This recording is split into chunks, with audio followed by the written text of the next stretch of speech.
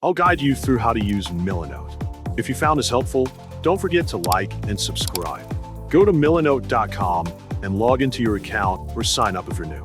After you log in or sign up, find the left sidebar and drag the board section to the right. Name your board and then click it to open it. Inside the board, you will see a blank workspace where you can begin adding your content. On the left side of the screen, you'll find a sidebar that contains various cards and elements. You can drag and drop these items into your board. Available items include notes, links, to-do lists, lines, and more. To add a note, click and drag the note card from the sidebar into your board.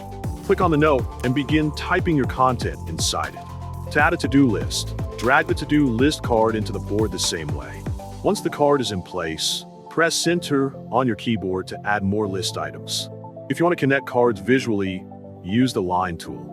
Just click and drag from one card to another to draw a connection.